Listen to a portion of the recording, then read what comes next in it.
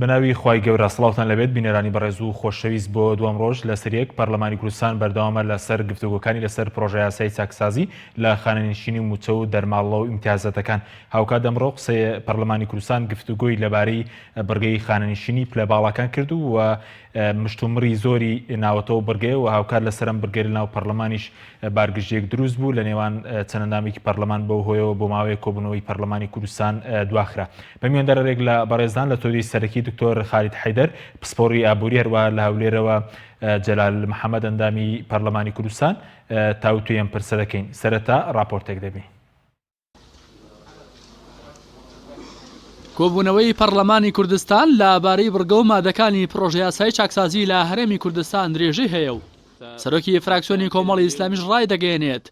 بەمەرج ئامادەن دەنگ بە پرۆژە یاساکە بدەن.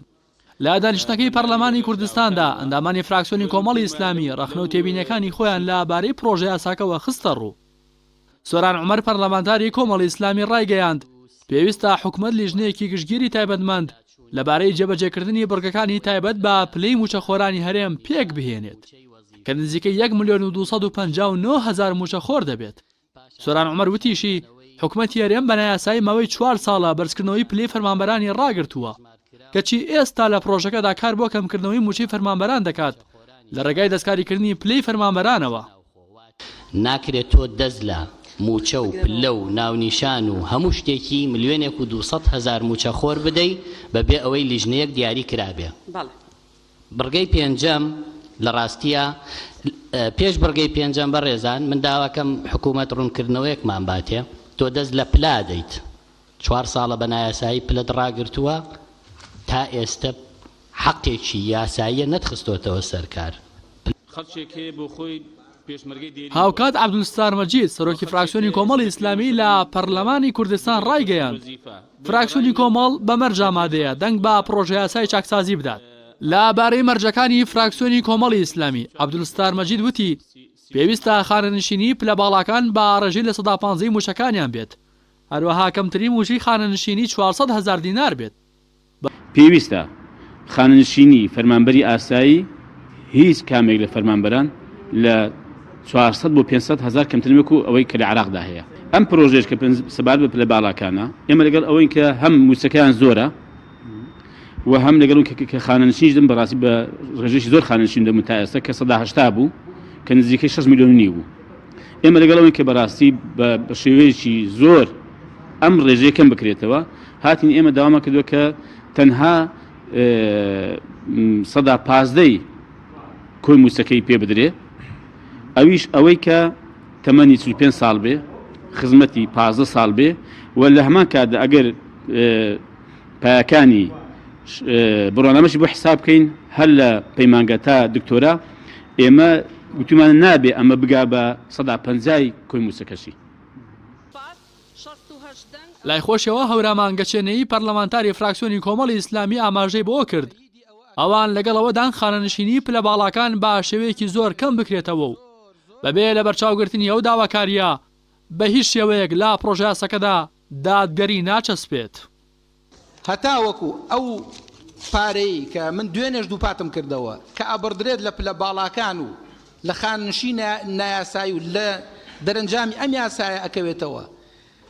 پلە نزمەکان ئەوانەی کە خانەنشینیان نزمە نەگاتە ئاستێک لە 400,000 کەمتر نەبێ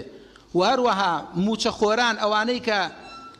موچەکانیان بڕدراوە بە ناوی پاشەکەوتی موچەوە پێیان نەدرێتەوە ڕێژەیەک دادگەری ناچەسپێت. کۆبوونەوە و دانیشتنەکانی پەرلەمانی کوردستان لەبارەی پەسەندکردنی پرۆژە یاسای چاکسازی لە هەرێمی کوردستان لە کاتێکدایە کە خوێندنەوەی جیاواز بۆ پرۆژە یاساکە دەکرێت لەگەڵەوەی پرۆژەکە با دەستکەوتێکی گشتی بۆ خولەی پەرلەمانی کوردستان ناو دەبرێت بەڵام بەشێک لە پەرلەمانتاران ڕەخنەی توند و بنەڕەتیان لا سەر چەند بڕگە و مادەیەکی پرۆژەکە هەیە و بەبێ هێنانەدی ئامانجەکانیان لە پرۆژە یاساکە ئامادەنین دەنگی پێ بدەن.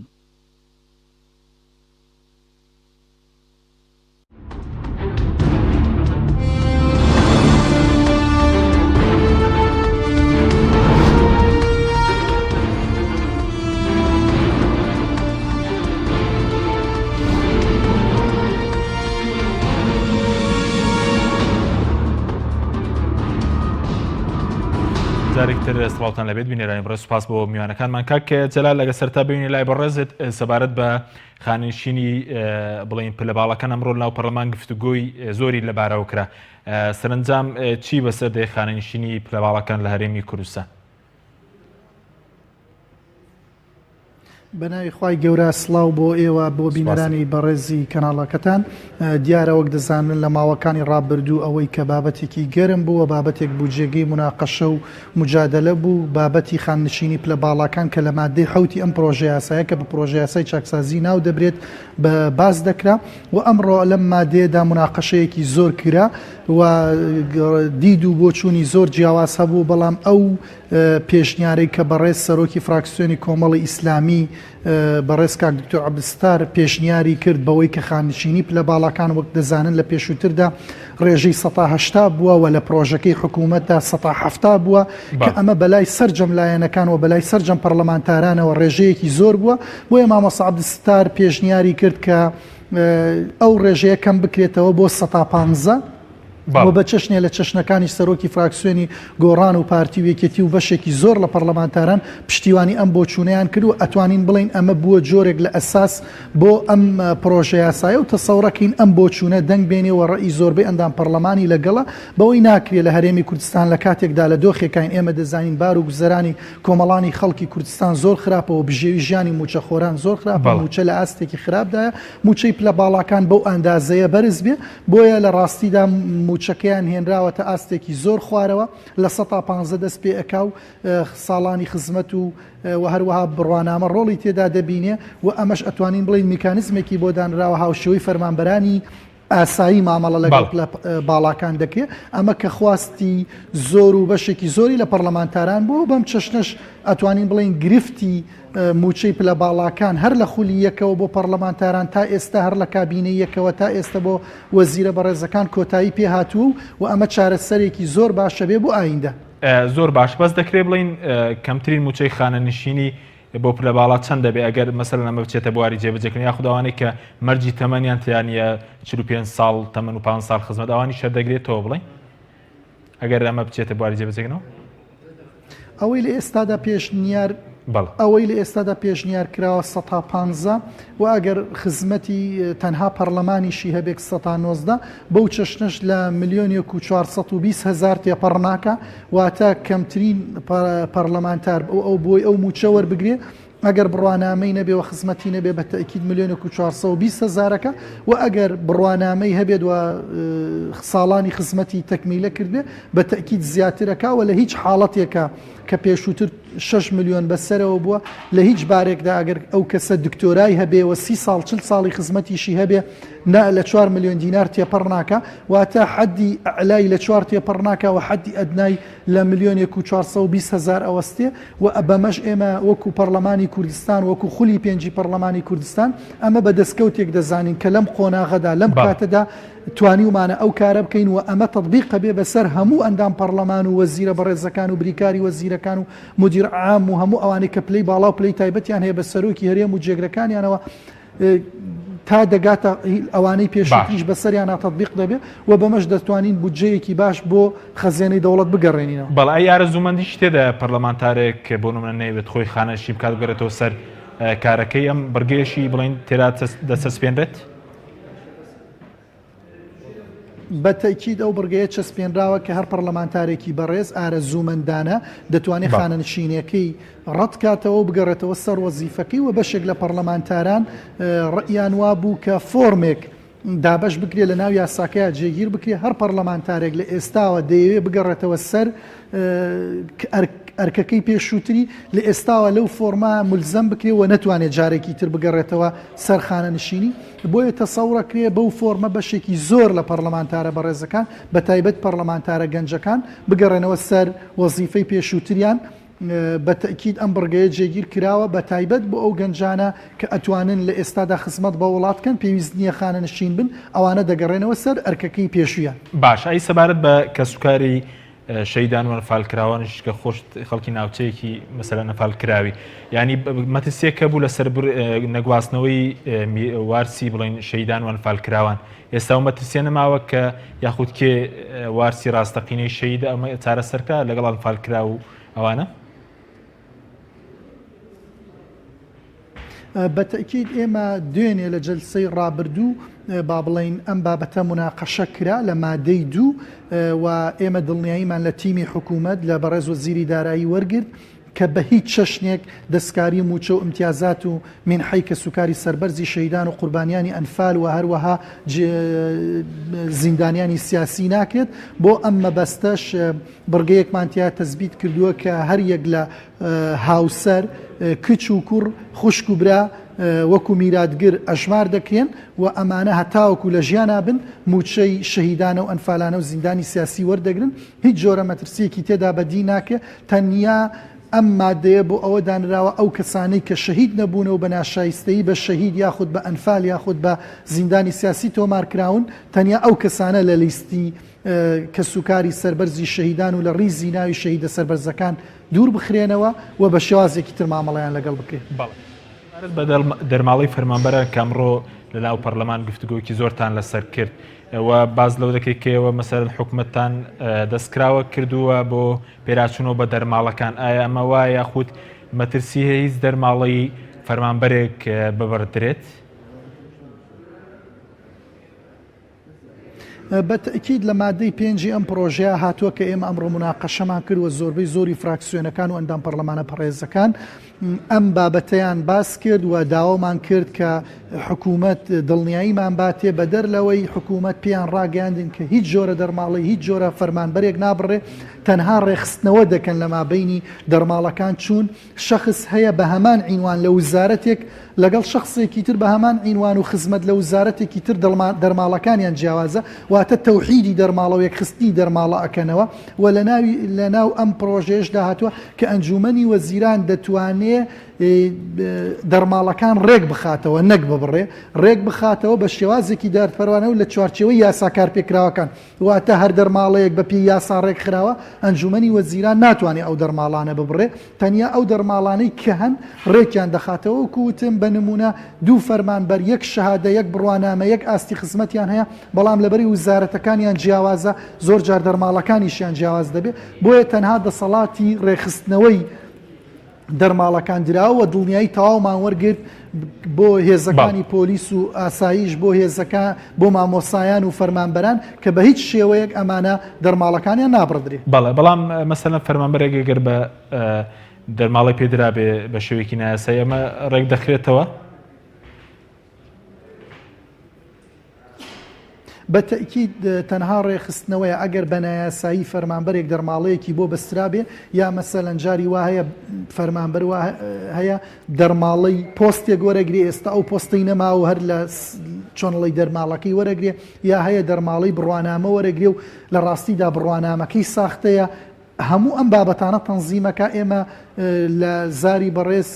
وەزیرە بەڕێزەکان و تیمی حکوومەت گوێمان لێبوو ئەم بابەتانەیەک لایەکاتەوە بەڵام ئەو دەرماڵانەی کە بە شێوازێکی یاسایی تەزبیت کراون حکوومەت سەڵاحێتی دەستکاریکردنی نییە وەکووتم تەوحیدکردنیش لە مابەینی وزارەتەکان ئەمەش بابەتێکی تر ئەبێت کە پێمان وایە بە هیچ شێوەیەک دەست بۆ مادەی 5 دەست بۆ بڕینی هیچ جۆرە دەرماڵەیەک ناباوە لە ناو یاساکەشدا بەڕێکخستنەوە هاتووە نەک بەبڕی. بەڵێ ئەمڕۆ ناو پەرلەمان بەڕێزشت پرسیارت لە وەزیری دارایی کرد سەبارەت بە هێزەکانی ئاسایشی ناوخۆ مەسەلەن دەرماڵی خواردن پێشتر باز لەو دەکە کە ئەگەری هەیە ببڕدرێ وەڵامی چی بوو بە دیاریکراوی وەزیری دارایی بۆ بڕێستان؟ بەتەکید ئەم دەنگۆیە هەبووە لە ناو یاساکەشدا جۆرێک لە غامزی هەبوو بۆیە من پرسیارم لە بەڕێز وەزیری دارایی کرد سەبارەت بە دەرماڵەی خوتوورە و دەرماڵی خواردنی هێزەکانی ئاسایشی ناوخۆ کە ئایا دەبڕدرێ یا هیچ نیەتێکەیە حکوومەت لە ئایندەدا ئەم دەرماڵانە ببڕێ وەزیری ناوخۆ پێی ڕاگەیاندین کە بە هیچ چەشنێک دەستکاری دەرماڵەی هێزەکانی ئاسایشی ناوخۆ ناکرێت. هەروەها پێشنیارێکیشمان کرد سەبارەت بەوەی ئەگەر لە حاڵەتی کەمکردنەوەی دەرماڵەی هێزەکانی ئاسایشی ناوخۆ بە مەرجێک لە کوی موچەکەیان کەم ناکاتەوە، موچە بنەڕەتیەکەیان بەرز بکرێتەوە بۆی لە کاتی خانەنشینیدا زیاتر سوودمەند بن بە خانەنشینیەکی زیاتر، ڕەنگە ئەم بابەتە قابلی مناقەشە بێ. لە کوی موچە و دەرماڵی هێزەکانی ئاسایشی ناوخۆ بە تەکی دڵنیایی ماوەرگرت کە هیچ جۆرە کەمکردنەوەیەکیان یا بابڵین دەرماڵەیەکیان لێ نابڕدرێ، بەڵام ڕەنگە هەندێک دەرماڵە کەم بکرێتەوە لە مقابلە موچەی بنەڕەتیان زیاد بکە، ئەمەش بۆ ئەوەی لە کاتی خانەنشینیدا موچەیەکی زیاتر بە چەشنێک کە لەم یاسایە ئاماژەی پێداوە یاخود هەوڵی بۆ ئەدا ئەم یاسە لە 400,000 کەمتر. بە کورتێکە دوو پرسیاری ترمان ماوە وەڵامەتی و سوپاس دەکەین سەبات بۆی کە پێشتر وەزیری دارایی پێشوو لە کابینی پێشوو دەیگوم پرۆژه یاسا 100 ملیارد دەگرێنێتەوە، بەڵام ئەوەی کە ئێمە ڕۆگیمان لێبوو لە توێژەکانی ناو پەرلەمان وەزیری دارایی وتی کەمتر لە 10 ملیارە ئەوەی کە دەگرێنێتەوە داهات بۆ حکوومەت. لە ئێستادا بە دەقیقی ئێمە ئەمڕۆ لە وەزیری دارایی ئەگامان لێبوو مەبلەغەکە یا با بڵێن ئەو بڕێی کە دەگەڕێنرێتەوە بە تەئکید نازانرێت چەنە و چەند دەکات هەتاوەکو چون ئەمە چەند لیژانێک پێگەهێنرێت لە لیستی شەهیدان خەڵکەیە نامستەحەقە دەرەهێنرێت، لە لیستی خانەنشینان خەڵکەیە نامستەحەقە دەرەهێنرێت، بۆیە عەدەدەکە بە تەحدید نازانرێت چەنە، بەڵام تەئکید لە 10 ملیار دینار زیاترە لەبەر ئەوەی لە مادەی 15 لە فەقرەی دووەم بڕگەی ئاماژەی پێدراوە کە ئەو پارەی لەم پرۆژه یاسایە دەگەڕێتەوە دەخرێتە سەر ئەو کەسانەی کە موچی خانەنشینیەکان لە 200,000 و 200,000 کەمترە، بە نمونە هێزەکانی ئاسایشی ناوخۆ هەموو ئەو کەسانی کە موچی خانەنشینەکان لە دەوروبەری 200,000ەیە. باشە، دو پرسیارم زۆر بەکوتی لەسەر ئەم گەژەیە کە لە پەرلەمان دروست وایە لەسەر بە دیاریکراوی لەسەر چی بوو، ینی لەسەرەوە بوو کە لەسەر نێشتنی خانەنشینی و خانەنشینی پلە باڵا بوو، لەسەر چی بوو بە کورتی بێ سوپاس دەکەم. وەڵام من دەمەوێت لە ڕێگەی کەناڵەکەی بەڕێستانەوە دڵنیایی ئەوە بدەم سەرجەم فراکسیۆنەکان لەگەڵ کەمکردنەوەی موچەی خانەنشین و بەشێکیشان لەگەڵ بڕینی موچەی خانەنشینی پلە باڵاکان بوون، بۆیە بابەتەکە دوور و نزیک پەیوەندی بە بڕینی خانەنشینی پلە باڵاکانەوە نەبوو، هەر حاڵەتێکی چۆن ئەڵێ ئەوە دروست بوو لە مابەینی فراکسیۆنی ئەندامێک لە فراکسیۆنی پارتی دیموکراتی کوردستان و ئەندامێک لە فراکسیۆنی نەوەی نوێ، بۆیە هیچ ڕەبتی بە موچەی خانەنشینی نەبوو، لەبەرەوە ئێمە بینیمان سەرجەم فراکسیۆنەکان دیفاعیان لەم بابەتە کرد و ئەوە تەنیا حاڵەتێک بوو وەکو جۆرێک لە ئەوە دروست بوو لە مابەینی دوو پەرلەمانتار لەو دوو فراکسیۆنە و دواتر گرژیەکان تۆزێک تەشەنەی کرد بۆ ئەوەی کە چەندە بەیەک بەهاون لە هەردوو لاو و دواتریش کۆتایی پێهات و ئێستا جەلسەکە بە شێوازێکی ئاسایی ڕا. زۆر سوپاس کاک جەلال، سوپاس بۆ بەڕێز جەلال محەممەد ئەندامی پەرلەمانی کوردستان ڕێدەری لیژنەی یاسایی کە لاولێر لەگەڵمان بووی. سوپاس بۆ بەڕێستان. دکتۆر بەخێربێ، سوپاس بۆ ئامادەبوونی جەنابژدان سەبارەت بە مەسەلەی خانەنشینی پلە باڵەکان کە زۆر مشتومڕی لەسەرەوە. کاک جەلال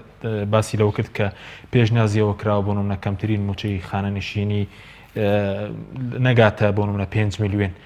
پێ دوایە بەمە دەتوانرێت تۆزێک ئەو ناداتپەروەری کە هەیە ڕێک بکرێتەوە یاخود چۆن ئەم جیاوازی کەم دەکرێتەوە. بەڵێ زۆر سپاسەکەم بەناوی خۆی بەخشندەی میهرەبان. خۆی یەکێک لە کۆمنتەکان یاخود تێبینیەکان لەسەر ئەم بابەتە و پێشتریش تابەت لەسەر عێراق کە ئەوان یاسایەکی تابەتیان ئەنجام ینی پەسەند کردووە کە بریتە لەوەی تەمەنی خانەشینکردن لە 6 ساڵ بێ بەدەر لە هەندێک لە پۆستەکان هەندێک لە وەزیفەکان مامۆستای زانکۆوە بە نمونە پزیشکە کۆمەڵێک پۆلینکردن هەیە بۆ ئەو بابەتانە کە بەدەر لە بابەتەکە سەروی 63 ساڵە. لەوێ باستێکێک لە فەرمانبەران ئەڵێ خوا قبوڵیەکە من بە 25 ساڵ خزمەت ینی موچەکەم لە بینی 500 بۆ 600 بۆ 700,000 دینار بێ و پەرلەمانتارێک لەگەڵ ئۆپەر ڕێزم بۆ بەڕێزانە بە 4 ساڵ کە هەشتا کەمتریش لەوە تەقاعد بووە بە نمونە. یەکێک لە ئەندامانی پەرلەمان لە بەغا یەدەک بوو بۆ ماوەی 1 مانگ بوو بە ئەندام پەرلەمان لەبەرەوە یەکێکیان کشایەوە لە ئینەکەی لە حیزبەکەی با بڵێن لە پەرلەمانتارەتی کشایەوە بۆ 1 مانگ بوو بە پەرلەمانتار ئێستا کامل حقوقی مافەکانی پەرلەمانتەوە گرێت تەنها 1 مانگ ئەندام پەرلەمان بوو دوایەوە کۆتاییات بە ئەو خولە. مەبەسم چییە؟ وتی من قبوڵەکە خوا من 500 بۆ 600,000 دینار تقریبا ئەوەندە وەربگرم دوای 25 ساڵ خزمەت و پەرلەمانتارێک کە بۆ ماوەی 4 ساڵ بەس تەنها خزمەتی و پەرلەمانتاریش بووە بە نمونە سەروی 3 ملیۆن و 4 ملیۆن و 5 ملیۆن ئیتر لەوەی بەغا تقریبا ئەوەی کە من هەندێک ئینم خوێندوێتەوە لەسەری ئەگاتە 4 ملیۆن و نیویش مەبەستمەوە لە دادپەروەریەکە ئەوەی کە بەڕستان باستان کرد بۆیە لێرە بە تەکید ڕەچاوی ئەوە ئەگەر بکرێت تەمەەن بە نمونە بێ 15 ساڵ خزمەتی هەبێ و 45 ساڵ تەمەنی بێ ئەوە شتێکی زۆر باشە بەڕاستی بۆ ئەوی بەلاینی کەمەوە ئەو موظفە ئەو فەرمانبەرە بەو شێوازە هەست بکە بە عەدالەت هەیەکە تۆ بەڕێزت ئەو پەرلەمانتارە ینی جگەلەوە کە 15 ساڵ بە نمونە خزمەتی هەیە لە وەزارەتەکانی حکوومەت و تەمەنیشی 45 ساڵە یاخود ئەگاتە ئەو تەمەنە ئیتر ئاساییە بە پێی یاسا خاننشین بکرێت لەبەرەوەی هەندێک ئەتیباراتی یعنی لەوانەیە کۆمەڵایەتی و شتیواش هەبێت کە بوو بە پەرلەمانتار دوایە لەوانەیە بگەڕێتەوە بۆ دائیرەیە بۆ شوێنێکی تایبەت لەوانەیە تووشی هەندێک کێشە و بابەت ببێ بۆ لەبەرەوەی ڕۆژێک لە ڕۆژان بۆ چوون و ڕە و شتی تایبەت یا بووە لەوانەیە بەڕێست پێویست ناکەوانەی کەمەرجیان تێدانی بۆ نمونە تەمەنە نەگەشتە 45 ساڵ بۆ نمونە خزمەتی 15 ساڵیان نییە پێویست دەکەوانە خانەشی لە وەزیر لە پەرلەمانتار لە ئەنجومەنی پارێزگا نەخێر بە هیچ شێوازێک بۆ لەبەرەوە تۆ جەنابەت ئەگەر ئێمە باسی 15 ساڵەکە بکەین ئەو 15 ساڵە بریتە لەو کەسا لە دام و دەستگاکانی حکوومەت کەسێکی بەرەمهێن بووە کەسێکی خزمەتی کردووە لە دەوایری حکوومەت بۆ ئەو 15 ساڵە جێگی خۆی بنمونە خۆی گرتووە و لەو شوێنە ئیشی کردووە واتە ئەگەر بێن حسابی کەسێکی وا بکەین بۆ ئەو 15 ساڵە بەراوردی بکەینەوە لە گەڵ کەسێکە 4 ساڵ خزمەتی هەیە لە پەرلەمان یا لە پۆستێکی تایبەت باشە ئەو 15 ساڵە چەند 4 ساڵی تایە کە 4 ساڵە بێت و تەقاعد دەبێت 4 ساڵە بێت تەقاعد دەبێت 4 ساڵی تای بەلایانی کەمەنیە 4 ساڵی تایە کە بێتە 12 ساڵوە 3 ساڵی تریش ئەمێنێ وەرە تۆ جەنابێت لەو 15 ساڵە 3 کەس بچێتە پۆستێکی تایبەت پۆستێکی باڵا موچەیەکی بەرزوەر بگرێ و دوایی خاننشین بکرێت بێ ئەوەی 15 ساڵەکەی هەبێ بە نمونە بێ ئەوەی خزمەتی دیاریکراوی هەبێەوەی لە یاساکە ئیتر پەسەند ئەکرێت انشاءالله لێرە تۆ بەڕێزت 3 کەست هەیە موچەی بەرزوەر ئەگرێ و خاننشینەکەشی بە پێی بە نمونە ئەوەی کە تا ئێستا ئیشی پێکراوە خاننشینکردنەکەشی موچەکەشی بۆ وەکو سفەتی خاننشین کراو موچەکەشی بەرزە بەڵام تۆ جەنابەت ئەگەر کەسێک بێ لەو 15 ساڵە خزمەتی کردی بێ معنای ئەوەی کە تۆ جەنابەت لێرە بە ئاسایی نیوەی ئەگەر 30 ساڵ بڵێن دابنێن بۆ خزمەتکردنیان 25 سەروی نیوەی ئەو ماوەیە خزمەتی کردووە تەمەنیشی 45 ساڵە واتە ئیشی کردووە لە دام و دەستگاکانی حکوومەت بۆیە شاینی ئەوەیە کە تەقاعد ببێ دوای 4 ساڵەکەی پەرلەمان یاخود دوای 4 ساڵەکەی ئەو وەزارەتە بریکاری وەزیر بووە یاخود بەڕێوەبەری گشتی بووە بۆیە ئەو بەراوردکردنی زانستیانەیە و بۆ وەکو بەڕێز میوانی جەناب تەنیشکە مامۆستا جەلال بووە بزانام بەڕێزیان کە باسی ئەوەی کرد کە تۆ جەنابەت لێرە ئەگەر وابێ بەو شێوازە یاساکە پەسەند بکرێ پارێکی زۆر ئەگەڕێنێتەوە بۆ حکوومەت بۆ خەزێنەی حکوومەت ئەو کاتە تۆ جەنابەت ئەتوانی لە بری ئەوەی بخیتە بواری نەفەقاتی تەشغیلی ئەو نەفەقەتە ئەو جۆرە خەرجیانەی کە بەکارخستنە ئەکرێ ئارەسەوە بەرهێنانی بکەیت بۆ دامەزراندنی کارگەیەک پرۆژەیەک کۆمەڵێک خەڵک لەوێدا ئەمەزرێنی هەریکاریە بۆ ئەرەخسێنی ئیسیفادەی ئەەکەن یاخود ئەتوانی لە ڕێگەی وەزارەتی کارەوە بە نمونە ئەو پارەیە بیکێ بە قەرزی بچووک وەکو جاران چۆن قەرزی بچووک ئەدرا بە گەنجان ئەگەنجان ئەتوان ئیسیفادە بکەم بۆ دامەزراندنی پرۆژەیەک واتە تۆ جەنابەت لێرە ئیسیفادێکی زۆرەکە حکوومەت لەو بوارە یەکێک لە بابەتەکان هەر بە نمونەی جەرمەوە بۆ جەنابتان لە کاتی قەیرانەکە باستەوە کرا کە 30,000 گەنجمان کۆچی دەرەوەی وڵاتی کردووە بەلاینی کەماوە وتیان ئەگەر ئەو هەر گەنجێک 2500 دلاری خرج کردی بێت واتە تقریبا 75 میلیۆن دلار خرج کراوە ئەو 75 میلیۆن دلارە ئەگەر دابش بکرایە وەکو قەرزی بچووک لەسەر گەنجان ئەو کاتە ئەبوو بە تقریبا 6,000 پرۆژە واتە تۆ جەنابەت 6,000 پرۆژە دامەزری بۆ گەنجان 6,000 پرۆژی بچووک باش تەسەوڕ بکە جەنابەت چەند خەڵکدا ئەمەزرێ باش ئیشەکە بەس دکتۆر بڵین تاوەکو لە موچە بۆنم ئەو دادپەروەریە لە نێوان موچەی پلە باڵا و موچەخۆری ئاسایی ڕێک نەکرێتەوە لە خانەنشینەکە دەتوانێت ڕێک بکرێتەوە نی زەرور نییە لە کاتی بۆنمە تۆزەی دادپەروەریەکی شەبێت لە کاتی موچەشە جگە لە خانەنشینی هەر یەکی لە وڵاتانەی طبعاً یەکی لە وڵاتانەی کە فەرقێکی زۆر هەیە لە نێوان کەمترین موچەوە بەرزترین موچە وڵاتی عێراقە و هەرێمی کوردستانیش تقریبا ئەو فەرق و جیاوازی هەیە لەگەڵ وڵاتانی تر کە لەگەڵ بنمونە وڵاتانی یەکێتی ئەوروپا ئەو فەرقە زۆرە و گەورەیە نییە بۆیە ئەوەی کە ئەفەرمووی جەنابتان زۆر ڕاستە ئەکرێ پیاچوونەوە بە سیستمی موچە بەگشتی بکرێت و بە تایبەت ئەو بەڕێزانی کە باس لەوە ئەکەن کە ئەچنە پۆستی تایبەتەوە ئەوە تەکلیفکردنە نەک تەشریفکردن تەکلیفکردنە دوای ماوەی تەکلیفکردنەکەی بنمونە ئەگەر ڕازی بوو بگەڕێتەوە بۆ وەزیفەکەی خۆی لەگەڵ ئەوەی کە ئەو تێبینیەمدا بە بەڕێستاوتم لەوانەیە ینی بەهۆی بۆچوون بەهۆی بڕیارێکی تایبەت ئەگەر بگرێتەوە بۆ دایرەکەی خۆی بۆ ئەو بەڕێزە لەوانەیە ناخۆش بێ لەوانەیە وە پێ باش بێت کە تەقاعد بکرێ بەڵام کە تەقاعد بوو بە پێی 15 ساڵەکە و 15 ساڵ خزمەتەکە و 45 ساڵەکە تەمەنی بێ اینجا تەقاعد بکرێ واتە بەڵام سەقسە لەسەرەوەی ئەوانەی کە ئەو خزمەتەشیان نیاوانیش خانەنشین بکرێن بۆ نمونە ئەوەی کە مەرجی 45 ساڵ تەمەن و 15 ساڵ خزمەتیشی نەبێ ویشەر خانەنشین بکرێت آخر لێرە ینی شتێک هەیە گرنگا بێ ینی ڕەچاو بکرێ من کە بنمونە خۆم کاندی دەکەم بۆ پۆستێکی تایبەت بۆ شوێنێکی تایبەت بنمونە و خزمەتیشم ئەزانم لەگەڵ 4 ساڵەکە کە پۆستەکە ئەگەر پۆستەکە من چوومە ئەو پۆستە چوومە ئەو شوێنە لەگەڵ 4 ساڵەکەش ناگاتە 15 ساڵ واتە لە سەرەتاوە من ئەزانم ئەو یاسای خانشینکردنە من ناگرێتەوە باشە من ناچمە ئەو پۆستەوە واتە ئەگەر وابێ بۆ لەبەر ئەوەی دوای ئەوەی کە لەبەر ئەوەی کە دوای ئەوەی کە 4 ساڵەکە تەواوکەم لەگەڵ بنمونە 9 ساڵم هەیە ئەبێتە 13 ساڵ هێشتا من 2 ساڵی ترم ماوە بۆی بەپێی ئەو یاسایە کە پەسەند بکرێت لە پەرلەمانی کوردستان 2 ساڵم ماوە بۆ خانشین بکرێم معنەی ئەوەیە لە سەرەتاوە من بیر ناکەمەوە لەو پۆستە بۆ لەبەر ئەو وەکوتم تۆ بەڕێزت هێشتا 2 ساڵی ترم ماوە اینجا خانشین بکرێم لێرە گرنگترین شت ئەوەیە کە فعلاً پێش ئەوەی باس لە خانشینکردن و چاکسازی لە خانشینکردن بکرێت ئەبێ باس لە خودی موچە و ئینەکەش بکرێت بەڵێ سوپاس دەکەم دەگەرم وڵات دکتۆر بەڵێ بینەرانی بەڕێز ناوبڕێژ کورت و دەگەڕێنە وڵات عنوانی ئەم پرۆژە یاسایی ئێمە وشەی دووهەمی تۆپ تاکە بریکاری تۆڕی میدیایی کۆمەڵ بۆ دروستکردن و بڵاوکردنەوەی ڕێکلام تۆپ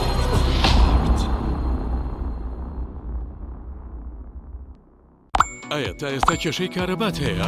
بێزار بوویت لە کێشەی کەمی کارەبا و بڕانی بەردەوامی؟ بە دوای کارەبایەکی بەردەوام و بێکێشە و تێچووی کەمدا دەگەڕێیت؟ ئەوە فانسی پاوەر سەرجەم و کێشانەی بۆ چارەسەر کردویت بە دانانی سیستەمی سۆلار و وەرگرتنی وزە لە خۆرەوە بە بەکارهێنانی باشترین مەوادی ستانداردی جیهانی کە سەرجەمیان گرنتی چەندین ساڵیان لەگەڵدایە بە سەرپەرشتی ئەندازیار و ستافی شارەزا و بازمون کارەکان جێبەجێ دەکرێن ئەم سیستەمە دوورە لە تێکچوون و هیچ تێچوویەکی ڕۆژانەی نییە هەروەها بە دۆستی ژینگە ناسراوە و ژینگە لە پیسبوون دەپارێزێت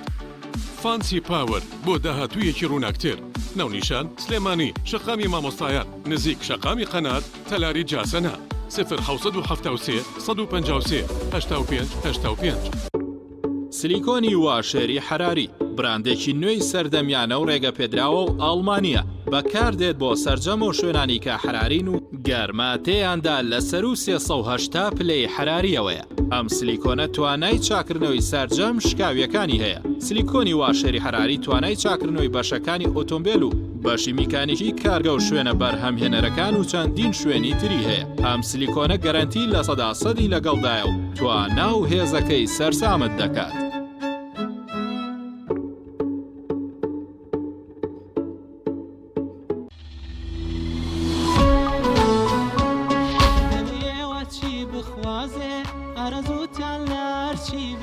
برنجیمانیا بەدەستم بە ئاسانی دروستە بێ کاتێ هەموو شێت تاو بوو خۆشترینیان دێتە سەرمێت تەموو چێژی برنجیمانیا یەکتری داگرنامێ لە ڕۆژی لەدایک بوون تا تۆ شایستەی جوانترینی ئەمەوێ هەموو دڵخۆش بن تۆ شێش لە ژیان ببینی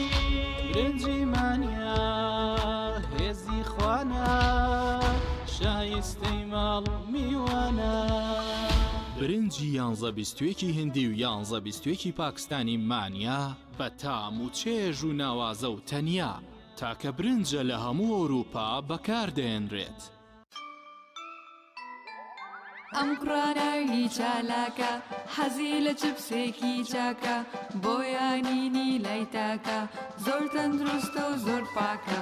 ئەم چەشناوی پاریە حەزی لە جبسەی نینیە نینی تامی سروشتیە هیچ جبسێک وەک ئەو نییە هەژوانیش کوڕێکی جوانە حەزی لە ئاهەنگێرانە لە یادی لەدایک بوونەکەی جبسی نینی بوو هەڵبژار دەکەی نینی هاوڕێی مناڵانە تامی خۆشە و بێزیانە بۆن و ڕەنگی هەمە جۆرە شێوە و قەبارەی زۆرە وشاری نینی تامێکی لە یاد نەکراو تۆپ ئارت تاکە بریکاری تۆڕی میدیایی کۆمەڵ بۆ دروستکردن و بڵاوکردنەوەی ڕێکلام تۆپ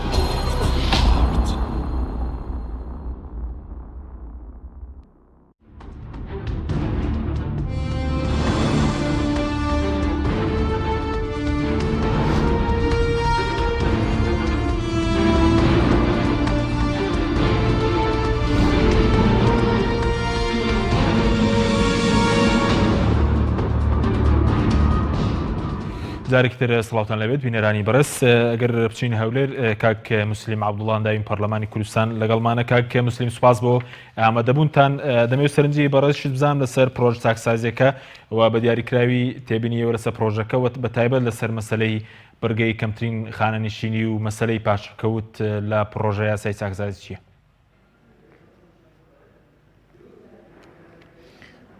بەڵێ سەرەتا بەناوی خوای گەورە میهرەبان سوپاس بۆ جەناب و سوپاس بۆ بینەرانی کەناڵی ئاسمانی پێیام و سوپاس بۆ میوانە بەڕێزەکە دیارە ئێمە لە نێو تەلاری پەرلەمانی کوردستانین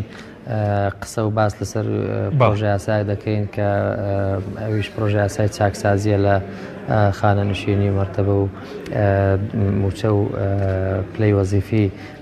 گشت فەرمانبەرانە دیارە پرۆژە یاسایە لە کۆتایی مانگی ڕابردووە هات پەرلەمانی کوردستان پرۆژە یاسایە کە لایەن حکوومەتەوە ئامادە کراوە و پەرلەمانی کوردستانیش لە سەرەتای خوێندنەوەی یەکەمی بۆ کرد و دواتر درایە حەوت لێژنەی پەیوەندیدار و دوای کۆبوونەوەیەکی یەکجار زۆر لەگەڵ وەزیرە بەڕێزەکان کە معنین بەو بابەتە دانیشتنی دووەمی بۆ کرا کە دوێنێ 13 مانگ بەمرە 14 مانگ هێشتا بەردەوامەوە کۆی پەرلەمانتارە بەڕێزەکان بە وردی لەسەر کۆی خاڵ و مادە بەرگەکانی پرۆژە یاساکە قسەی وردیان لەسەر کردووە و ئێمە وەکو فراکسیۆنی کۆمەڵی ئیسلامی دڵسۆزانە و خەمخۆرانە لەسەر کۆی مادەکانیەوە بە دیاریکراوی کە بەڕاستی ئەم پرۆژە یاسایە دیارم پرۆژە یاسایە کاک حەشیم زۆر بوار لە خۆیە گرێتەوە ڕاستە پرۆژە یاساکە لە کۆیە لە 21-22 مادە پێک دێ بەڵام دیارە دەستی بردووە بۆ کۆمەڵێک بابەتی گرنگ و هەستیار هەرچەندە ئێمە بەڕاستی ئەم پرۆژە یاسایە بە دەستپێکێکی باشە زانین ئەمە کۆی ئەو بابەتانە نییە کە چاکسازی تیا بکرێ ئێمە پێمان وایە چاکسازی ئەبێ نەک لە خەرجیا کە زۆر کەمترە لە داهات ئەبوو لە داهات تاکرابایە دەستپێکی چاکسازیەکە لە داهات بووە کە پەیوەندی هەیە بە مەسائلی نەوت و خاڵە سنووریەکان و باج و ڕسومات و ئەوانە بەڵام دیارە ئەو بابەتەی کە ئێستا دەستی بۆ بردراوە ئەوەشیان هەر باشە پەیوەندی هەیە بە ڕێخستنەوەی دەرماڵەکان پەیوەندی هەیە بە سندوقی خانەنشینی کە تا ئێستا وجودی نییە هەموو مانجێک و هەموو ساڵێک سەتا حەوتی هەمووچەی فەرمانبەران بۆی بابەتی خانەنشینی ئەژێردرێتەوە دیارە بۆی ئەم پرۆژە یاسایەوە دەست بۆ دروستکردنی بردراوە کە بە هەنگاوێکی باشە ئەگەر بەڕاستی دروست بکرێ ئێمە هەوڵی جدیمان بۆ ئەوە داوە پێداچوونەوەی پلەی وەزیفی و ناونیشان و مەرتەبەی هەموو فەرمانبەران ئەمە کە ڕێک بێ لەگەڵ خزمەتی فعلی دیارە ئەمە بەڕاستی کێشەیەکی زۆری هەیە لە هەموو فەرمانگەکانە کە بەداخەوە زۆرێک لە فەرمانبەرانە کێشەی ئەویان هەیە مەرتەبە و پلەیەکیان پێدراوە کە هاوتانیە بە شایستەی خزمەتی فعلی و کێشەی زۆری دروست کردووە دیار لە ڕێگەی مەحسوبیەت و واستەکاریەوە ئەو شتە دروست بووە ئەنجار نەهێشتنی دوو موچەی و سێ موچەیی کە ئەمە زیاتر چەند مەلەفێکی جیاگرێتەوە هەم لە وەزارەتی ناوخۆ لە پێشمەرگەیە لە کەسوکاری شەیدان و زیندانیانی سیاسی ئەو کێشە و مشتموڕێکی زۆری بەدوای خۆی داینە لەسەر بابەتەکان بەڵام دوجار پەرلەمانی کوردستان هەمویان هاودەنگ بوون لەسەر ئەوەی کە بەڕاستی پاک بکرێتەوە ئەو لیستانە لە کەسانێک کە خزێنراونەتە ناو لیستی شەیدان و ئەمفالکراوان و شەهیدی حەقیقینین بۆی کە بەڕاستی زیانبایی نەبن شەهیدانی حەقیقی وەکە سوکاری شەهیدان و ئەنفالکراوان لە کوڕ و کچی شەهید و هاوسەری شەهید و ئەوانەی کە دەرەجەیەکەن بەڕاستی لەو هەماهەنگی نێوان وەزارەتەکانی پەروەردە و خوێندنی باڵا و تەندروستی لەگەڵ وەزارەتی کاروباری شەهیدانە بتوانێت ساڵانە ڕێکار و مامەڵەی یاسایی باشیان لەگەڵ بکرێەوە بتواندرێ هەر وەزارەتە و هاوکاری پێویست بکە بۆ ڕایکردنی مامەڵەی کوڕ و کچ و هاوسەری شەهید بۆ خوێندنیان بۆ چارەسەری پزیشکیان کە ئەمە ساڵانە بری 7 ملیاری تێچێ ئەجا ڕێخستنەوەی ڕێکار یاسایەکان نێوان وەزارەتەکان کە دیارە جیاوازیەکی زۆر هەیە لە نێوان مەرتەبەی فەرمانبەران لە وەزارەتێک بۆ وەزارەتێکی تر کە ئەمە بۆ هۆکاری ئەوەی کە زۆرێک فەرمانبەرەکان لە وەزارەتێک واستاکەن بۆ وەزارەتێکی تر کە ئەوە هەوڵە درێ بەڕاستی ڕێک بخرێتەوە. ئەمە ئەمۆکو بەڕاستی کۆی پەرلەمانتاران گفتوگوی تێر و تەسەلیان لەسەر ئەو بابەتەکە کرد دیارە ئەمە بابەتەکە هەڵگری مناقەشەی زۆر بوو ئێمەوەکو فراکسیۆنی کۆمەڵ ئیسلامی بەڕاستی لەسەر پرۆژە یاسایە 3-4 دانیشتنی تایبەت بەم پرۆژە یاسایەمان کردووە زۆر شەوماینێتەوە تا ساعت 12 بە تێر و تەسەلی خۆمان بۆ ئامادەکردبووە ئێمە یەکێک بوو لە فراکسیۆنانەی بەڕاستی زۆر بە دڵسۆزی کەمخۆری پشتگیری لێوە ئەکەین بەڕاستی کەمە موچەکان زیاد بکرێ هەم کە بەڕاستی ئەوە کەم ئەندامان ئەگرێتەوە چاودێرانی کۆمەڵایەتی کە بەشێکی زۆریان نزیکە 84,000 کەسە دەمێکی زۆرە وەستاوە بۆی کە بۆیان بگەڕێنرێتەوە 2 قات و 3 قات بۆیان بکرێت کە حەقێکی شایستەی خۆیانە کە بڕێکی زۆر کەمیشە بەداخەوە لە بەشێکی لەو خاڵانەدا ئاماژەمان پێداوە کە ئەوانەیە کە فەرمانبەریشن بۆیان بکرێت بە دەرماڵەیەکی بڵێن دەرماڵەیەکی حەقیقی چەسپاو کە لەگەڵ پیشێ وەزیفەکاندا بۆی بگونجێەوە 2 قات بکرێتەوە بە ئەو پەڕەکەی 100,000 کەس بێ. بەڵێ ئێوە چۆنیشی لەسەرەکەن پاشەکەوتش بەڕاستی گفت دیارە بەڕاستی لە ڕێگەیان پرۆژەیەوە بەڵێن دراوە کە پاشەکەوتی موچە بکرێتە هەژمارێکی بانکیەوە بۆ فەرمانبەران کە هەژمارێکی بانکی بکرێتەوە لە داهاتوودا ئیش لەسەرەوە بکرێ بگەڕێنرێتەوە. ئێمە یەکێک لەو خاڵانەی کە جددیەت ئێمە بەڵێنمان بۆ وەرگرتن ئەوە بوو کە لەسەر پاشەکەوتی موچە ڕەبتمان کردووە لەگەڵ ئەو بەشەی کە پەیوەندی بە موچەی خانەنشینی پلە باڵاکانەوەیە کە دیاریمان کردووە کە بەڕاستی ئەبێ پاشەکەوتی موچە حکوومەتی هەرێمی کوردستان وەزارەت دارایی بیر لەو بکات و لە زووترین کاتدا ئەو هەژمارە بانکیانە بخاتە گەڕ بۆی کە حسابی فەرمانبەران مسۆگەر بێ و پاشەکەوتی موچە نەفەوتێ بۆ فەرمانبەران کە بەڕاستی ئەوە حەقێکی شایستی خۆیان لە ڕابردوودا بۆی قەیرانی دارایی لێیان زەوت کراوە. بەڵێ سوپاس دەکەین زۆر سوپاس بۆ مسلیم عەبدوڵڵا ئەندامی پەرلەمانی کوردستان کە لە تەلاری پەرلەمانی کوردستان لە هەولێر ڕێگەمامی سوپاس بۆ بەڕێستە سوپاس بۆ ئامادەبوونتان. دکتۆر خالید گەرەمبوولای بەڕێزت سەبارەت بە مەسەلەی کەمترین موچەی خانەنشینی ئێستا قسە و باز لەسەرەوەیە کە پەرلەمانتاران کار بەوە دەکەن کە ینی ڕێژێک بچەسپێنرێت زەرورە ڕێژێک بچەسپێنێت چونکە بازێک حکوومەتە ئێستا نەچوو ژێرباریەوەی کە بۆنە کەمترین موچەی خانەنشین دیاری بکرێت بەسەرەن 400,000 500,000 خۆی ئەگەر مەبەستی جەنابتان بۆ پەرلەمانتارانیان بەگشتی بۆ خانەنشینی ئاسایی ئەوەی بەڵێ ئەوەی کە ئێستا بۆنە خانەنشینی موچەکەی 220,000 بەڵێ خۆی بەتەکی تۆ بەڕێزت ینی ئەوەش بەپێی ینی شتێک ئەکرێت لە ینی لە زانستی ئابووری پێوترێ سەبەتەی بەکاربەر سەلەت المستهلك. یعنی تۆ جەنابەت ڕۆژانە ئەگەر بۆ کەسێک بەنمونە خانشین ئەکرێت ڕۆژان یاخود کەسێکی ئاسایی نەکە خانشین کراوە کەسێکی ئاسایی لە تەمەنێکی دیاری کراوە تەمەنێکی باڵغ بێ چەند سەرفەکە ڕۆژانە چەند پێویستی بەین ئەبێ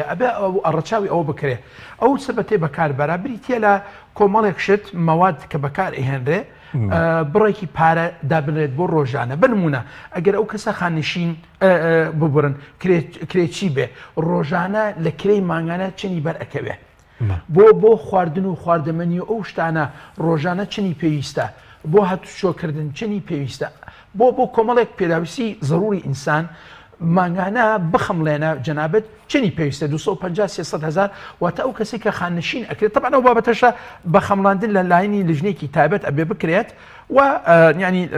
لە ڕێگەی پێشنیاری پەرلەمانەوە ئەو لژنە پێک بێنرێت بۆ خەمڵاندنی ئەو بڕەپارەیە کە شتێکی مامناوەند بێ بۆ هەمووان. باشە بەس ئێستا وەکۆویل کە لە عێراق کراوەتە 500,000 زەرونی لە کوردستان مەسەلەن بکرێت ئەگەر 500 نێ بکرێتە 400,000 کەمترین موچەی خانەنشین چونکە ئێستا بازۆکە 8,000 کەس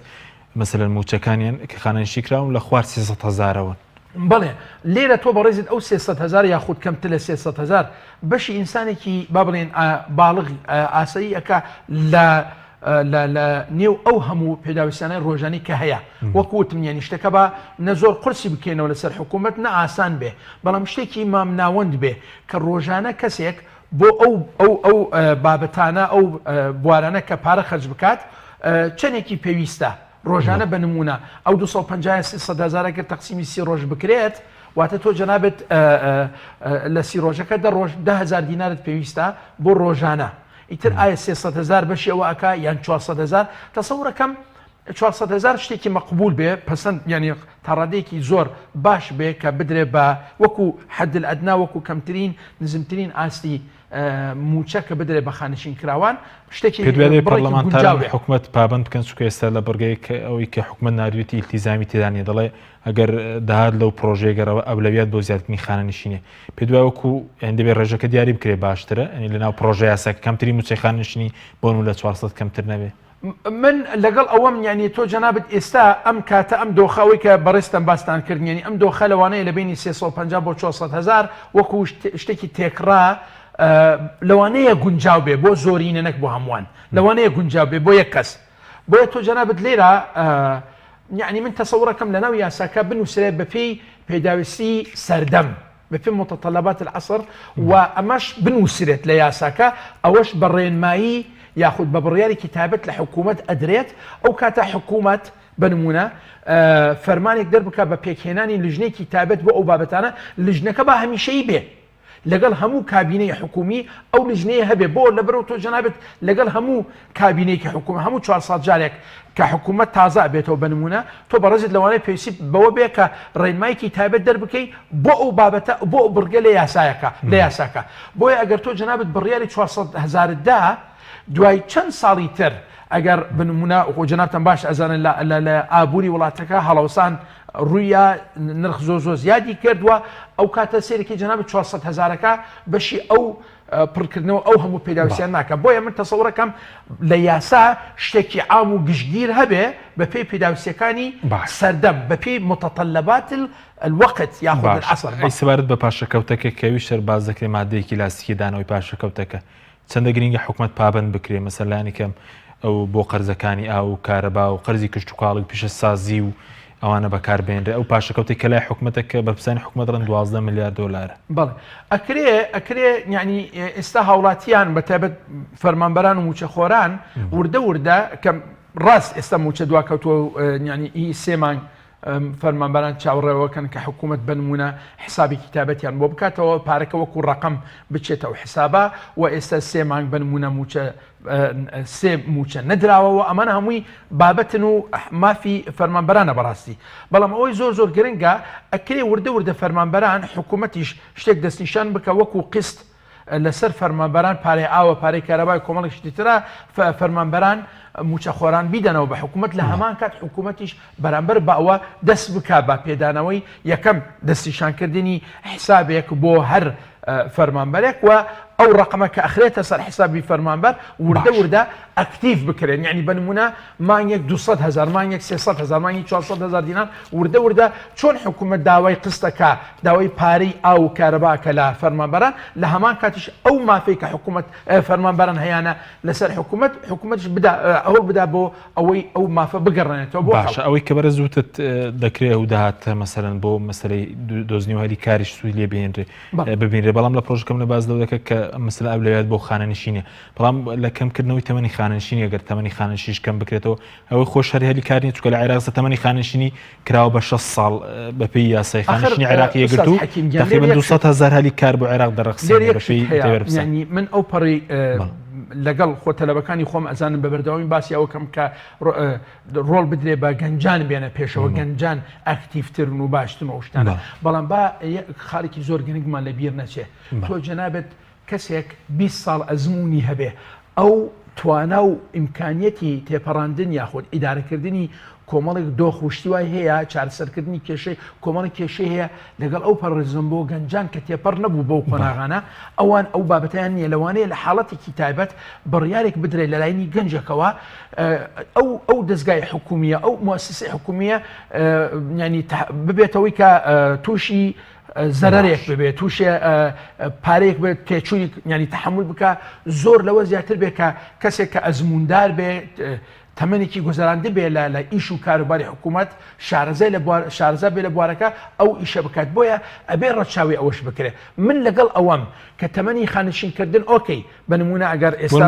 فەرمانبەری یاسایی کراوە بە 6 ساڵ لە عێراق کراوە بە 6 ساڵ با ئەوەی ئێمەش بە نمونە 6 ساڵ بێ کەمتر بێ بەڵام ئەوەی کەمتر بێ یعنی ئەگەر کردمان 55 با ئیجباری نەبێ وەکو ئەوی بەغاش بۆ اختیاری بێ کە تۆ جەنابێت گەشتیتە 55 ساڵ و بە نمونە خزمەتی فعلیت هەیە ئەوەندە ساڵ ئەکرێت تۆ بەڕێزی داوای خانشینکردن بکەی بەڵام دیارە هەرێکی ترت هەیە شوێنێکی تر هەیە لە کردی تابێت ئەو ئیشە بکەیتەوە ئەو کاتە تۆ بەڕێزت خانشین کرای کەسێکی ترێتە شوێنی جەنابێت بەڵام با ئەوە اختیاری بێ نەک ئیجباری بۆ لەبەر ئەو وتم ڕاست ئێمە هەری کارە ڕخسێنین بۆ دوو گەنج ئەم موچەکەی 1.5 ملیۆن ئەو 500,000 واتە 1.5 ملیۆنەکە خانشین بکرێ هەل ئارەخسەرە بۆ 3 گەنج دامەزرێن بەڵام ئەو 3 گەنجە ئەوەندە ئەزمموی ئەو کەسیان هەیە باشە با دو پرسیارم سەبارەت بەوەی کە پێ دوایە دەبێت چاکسازی لەوەدا مەسەرەن کورد بکرێتەوە یاخود پێویستم بە چاکسازی مەسەن لە بوارینەوت و وەبەرێنان و خاڵە سروودەکان لام بوارەکە چونکە سەمڕۆزی دارایی وتی لە خانشینی پلە باڵەکان کەمتر لە 10 ملیاریان بۆ دەگرێت و 10 ملیار دینار تەسەور ناکەم ئەو ڕقەمە 10 ملیاران ینی ڕقەمێکی زۆر گەورە بێ لە بودجێ هەرێمی کوردستان کە ینی ئەخەمڵێنێ بە 10 ملیار دلار و 12 ملیار دلار و زیاتریش بۆیە خودی وشەی وەچەمکی چاکسازی ینی کەمکردنی خەرجیەکانی حکوومەت لە هەموو بوارەکان و زیادکردنی داهاتەکانی حکوومەت لە هەموو بوارەکان ئێمە تەنها ئێستا و خەریکی مناقشەکردنی یەکێک لە بوارەکانین ئەبێ ئەوانی تریش بەتەکی چاکسازیشی تا بکرێتەکی بەڵێ زۆر سوپاس بۆ بەڕێز دکتۆر خالید حەیدەر پسپۆریابووری کە لەم بەرنامەیە لەگەڵمان بووی سوپاس بۆ ئێوە بینەرانی بەڕێز سوپاس بۆ هاوکارانم تا بەرنامێکی دیکە خواتان لەگەڵ